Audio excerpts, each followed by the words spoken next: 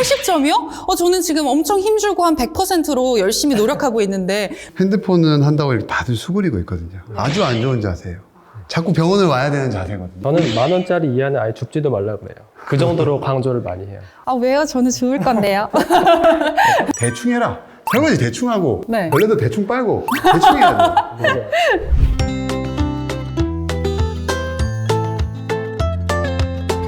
For You 시청자 여러분 안녕하세요. 반갑습니다. 오늘도 유익한 정보를 가지고 돌아왔는데요. 저는 아나운서 정유연이고요. 조은기 원장님 그리고 김동현 원장님 함께 하십니다. 안녕하세요. 안녕하세요. 네, 우리 원장님들 저랑 사적으로 이야기를 나눌 때 평소에 자세가 너무나도 중요하다. 이 자세 때문에 질병이 유발된다. 이런 이야기를 자주 하시잖아요. 자세가 중요하다는 건 알겠는데 사실 올바른 자세가 뭔지 모르겠거든요. 지금 올바른 자세를 하고 있는지 제가 한번 봤거든요. 네네. 긴장되네. 일단은 네. 괜찮아요. 전반적으로 한 80점 정도는 됩니다. 80점이요? 저는 지금 엄청 힘주고 한 100%로 열심히 노력하고 있는데 왜 80이죠? 일단은 네. 지금 방송을 보시는 분들 첫 번째로 봐야 될 곳이 바른 자세라고 얘기하면 우리가 허리만 생각을 하잖아요. 갑자기 바른 자세 해보세요 하면은 갑자기 막 이렇게 한단 말이에요. 사람들이 막. 이게 중요한 게 아니고 발을 봐야 돼요. 발바닥이 정확하게 지면에 붙어 있는지가 굉장히 중요해요. 그리고 네. 정면을 본 상태에서 보폭은 골반 정도의 보폭으로 정확하게 발이 딱 붙어 있는지 보세요. 이게 바른 자세의 시작입니다. 그래서 마치 우리가 퍼즐을 쌓아 올라가듯이 허리만 이렇게 바르게 한다고 되는 게 아니고 발을 지면에 붙임으로써 그 다음에 이 발의 감각이 우리 머리에서 이제 이 발을 기준으로 허리의 축을 맞추게 돼요. 발이 만약에 어긋나 있으면 거기에 맞춰서 허리의 축이 같이 틀어지게 돼 있거든요. 해보시면 알 거예요. 다리만 꽈봐도 허리가 바로 구부러지거든요. 그렇기 때문에 발을 일단은 바닥에 정확하게 붙이고 있는 것이 중요하다. 그 다음에 이제 정렬인데 네네. 정렬은 세 가지를 기억하면 됩니다. 무릎의 앞쪽, 그 다음에 내 두 번째 발가락, 네. 그 다음에 골반에 튀어나온 이 골반뼈 있잖아요. 앞쪽에. 네. 그 세 군데가 일직선을 이루도록 발을 잡으면 돼요. 만약에 너무 이렇게 돼 있다던가 이렇게 돼 있다던가 아니면 힐을 많이 신는 여성분들은 이렇게 그냥 아예 돼 있어요. 네. 아킬레스건 구축이 있어서 네. 이렇게 돼 있는 분들이 있는데 그 정렬을 잘 맞춰준 상태에서 앉는 걸 연습하시면 됩니다.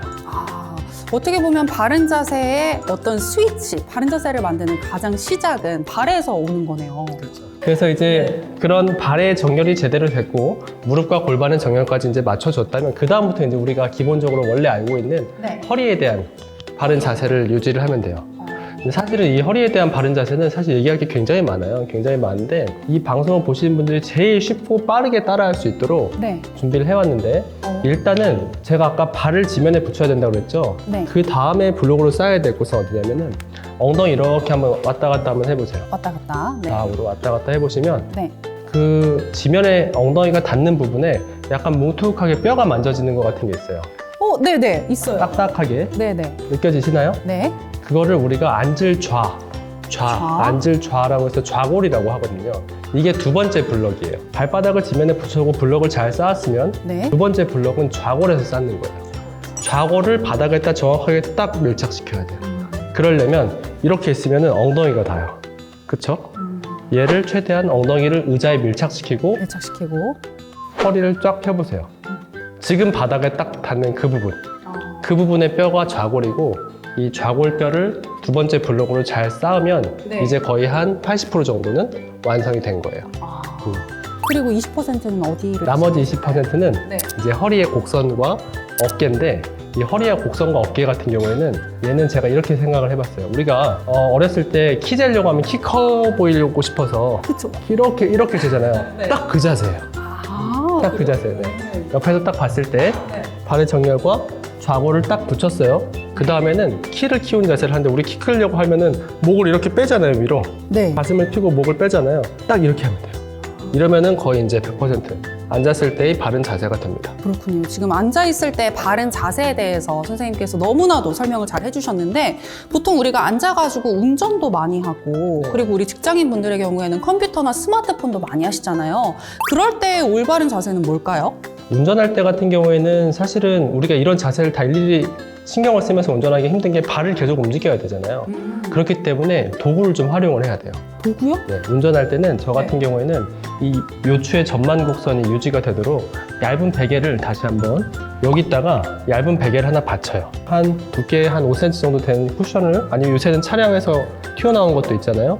그런 것들을 받쳐서 요추의 전만 곡선을 만들고 살짝 뒤로 기대서 운전하는 게 좋습니다. 그렇다면 앉아있을 때 컴퓨터나 스마트폰을 어떻게 사용하면 좋은지 이 부분은 훈기 원장님이 소개해 주실까요? 우리 대기실에서 환자분들 기다리시는 분들 보면 전부 다 이렇게 하고 있습니다. 이렇게. 아까 전에 말씀드린 것처럼 좌골로 앉지 않고 다 꼬리뼈로 앉고요. 핸드폰은 한다고 이렇게 다들 수그리고 있거든요. 아주 안 좋은 자세예요. 자꾸 병원을 와야 되는 자세거든요. 그러면 안 되고, 저도 이제 항상 지적을 해드리는데 핸드폰은 항상 눈높이로 하라고 합니다. 눈높이. 눈높이. 네, 눈높이가 제일 좋아요. 그렇기 때문에 항상 이 귀가 어깨랑 나란하는 자세, 이 자세를 하려고 노력을 하시고요. 그러려면 핸드폰 당연히 들고 하셔야 되겠죠. 근데 팔이 아픈데요? 그러면 간혹 어깨가 아프신 분도 있어요. 그러면 약간 내리고 시선을 약간 아래쪽으로 해서 하는 방법을 하셔야 돼요. 근데 이거 말고 또 중요한 게 어깨가 말려 있으면 안 돼요. 어깨가 말리면요, 자연스럽게 목이 앞으로 나옵니다. 목이 앞으로 나오면, 앞으로 구부리면 이 머리를 들어 올리려고 뒤에 근육이 또 엄청 당겨야 돼요. 우리 수박을 머리 위에 이고 있으면 안 무겁죠? 머리 얹어 있으면 앞으로 나란히 해서 수박 되면 무겁죠? 마찬가지예요. 머리를 앞으로 나란히 해서 수박이 앞으로 나와 있으면 얘를 들어 올리려고 뒤에 근육이 엄청 잡아당겨요. 뒤에 있는 근육들이 더 많이 잡아당기기 때문에 압박력이 더 많이 증가가 되는 거예요. 귀가 어깨랑 나란한 자세를 유지해야 되는데, 이렇게 되려면 필수가 라운드 숄더, 어깨가 말리면 안 돼요. 그래서 쉽게 말하면 날개뼈 양쪽을 약간 이렇게 조인다라는 느낌을 하면 좋습니다. 그럼 마찬가지로 직장인분들 컴퓨터 하실 때에도 이 컴퓨터의 높이가 눈하고 비슷한 위치로 가야겠네요. 네, 맞아요. 그리고 한 가지 더 추가로 말씀을 드리면, 네. 고개가 한 자세로 가만히 있으면 이 자세를 유지하려고 이 목에 있는 근육이 계속 굳어가요. 갸우뚱 제가 자꾸 하라 그래요. 일을 할 때도 살짝 한번 움직여 보세요. 목에 힘이 훨씬, 그 정도까지는 갸우뚱 아니에요. 살짝. 살짝. 네, 살짝. 도리도리.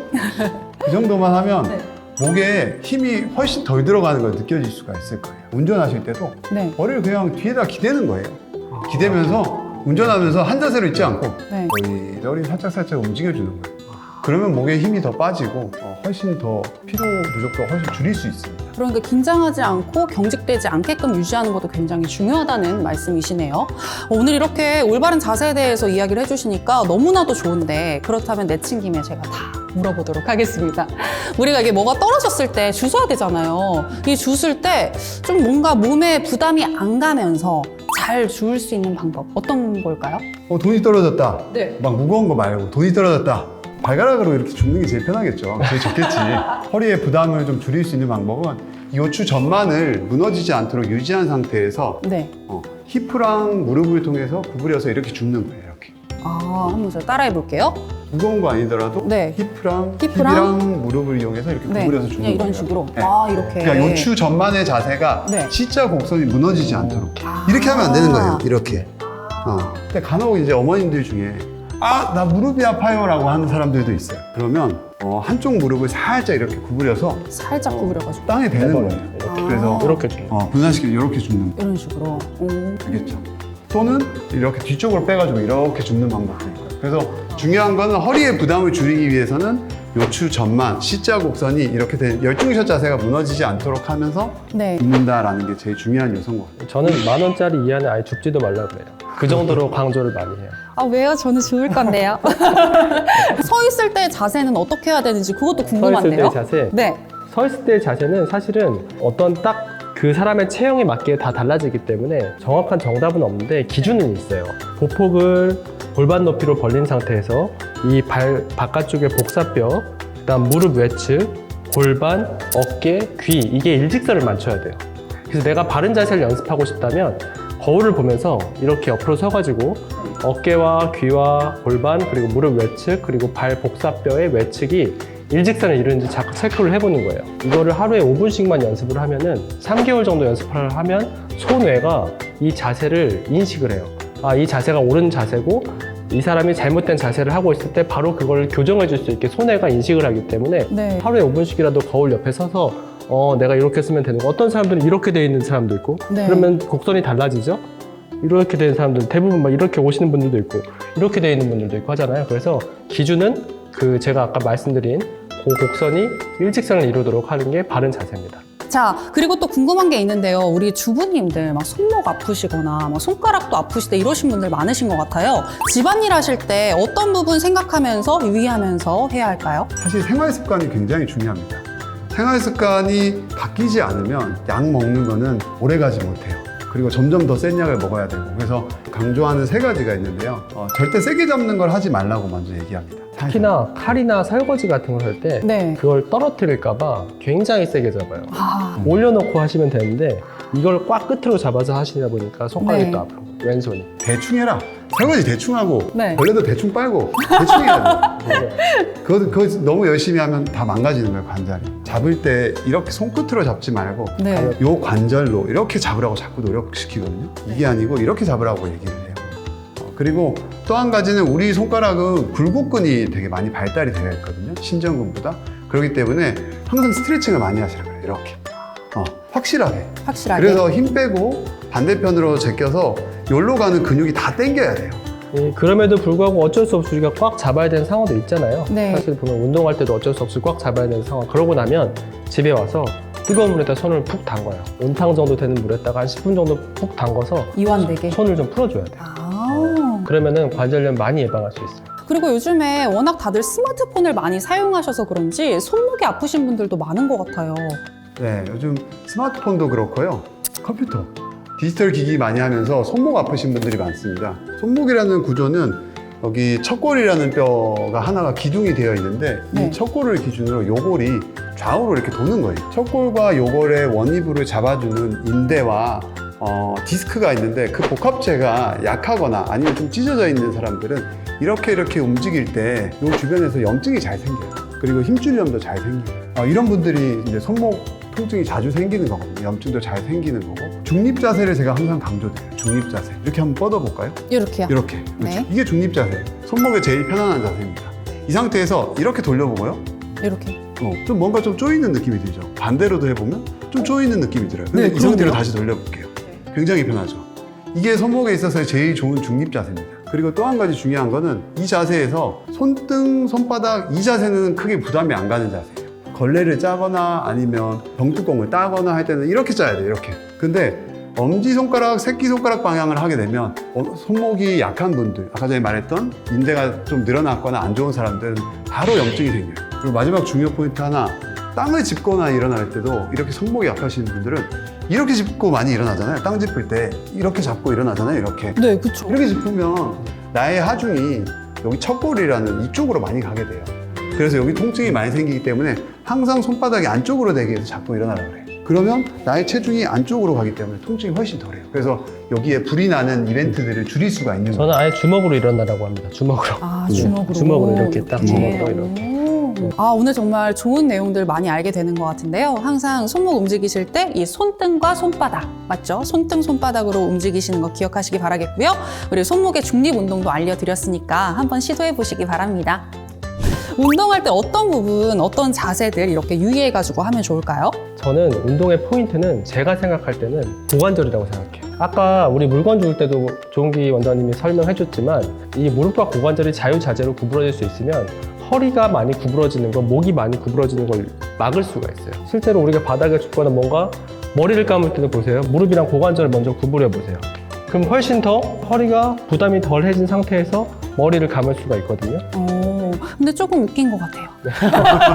그래서 고관절을 쓰는 게 굉장히 운동의 포인트다. 고관절을 많이 활용을 하고 허리를 숙여야 되는 상황, 그 다음에 고관절로 가는 근육들을 주로 신전시키고 가동 범위, 고관절의 가동 범위를 많이 만들어야지 부상을 예방할 수 있다라고 얘기를 합니다. 그래서 고관절의 가동 범위 항상 외회전, 내회전, 굴곡, 신전을 다 확인을 한 다음에 스쿼트를 들어가는 거죠. 근데 지금 보니까 항상 허리는 C커브를 만드는 게 매우 중요한 것 같네요. 그렇죠. 이 요투의 전만 곡선을 잘 만들어줘야 되는 거죠.